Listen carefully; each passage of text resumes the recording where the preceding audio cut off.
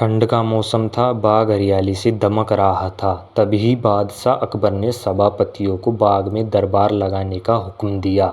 हुक्म की तालीम हुई और पूरा दरबार अकबर और बीरबल बाग में बैठे।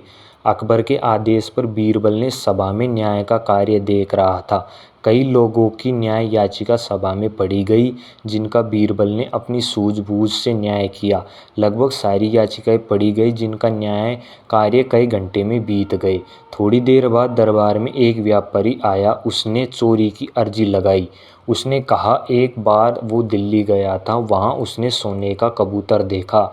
उसके पंख सोने के थे। उसने वो कबूतर पूरे 10 सोने के सिक्के देकर खरीदा था। दिल्ली से आने के बाद उसने उस कबूतर को अपने घर के पिंजरे में रखा था और रोज शाम सुबह उसे दाना डालता। रात्रि को दाना डालकर अगले दिन उसे बाहर जाना था, इसलिए वह कार्य घर के नौकरों को सौंप दिया।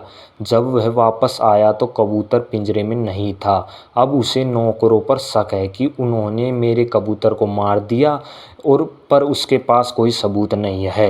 व्यापारी के शक के आधार पर घर के नौकरों को दरबार में लाया गया। उसने कई सवाल पूछे, पर किसी ने कोई उत्तर नहीं दिया। समझना मुश्किल था कि कबूतर को किसने गायब किया है। तब बीरबल ही उठा और उसने नौकरों के चारों तरफ चक्कर लगाते हुए जोर जोर से हंसना शुरू कर दिया। अकबर ने हंसने का कारण पूछा।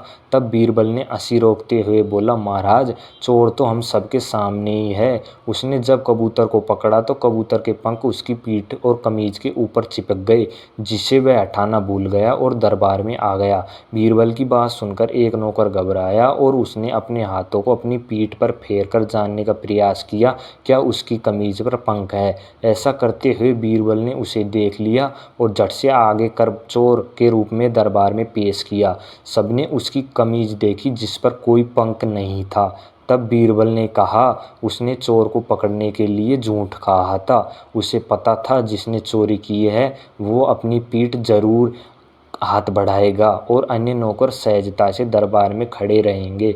और वही हुआ। इस तरह बीरबल ने सोने के कबूतर की चोरी का न्याय किया, जिसे देखकर अकबर ने बीरबल की तारीफ की और सभी दरबारियों का चेहरा उतर गया।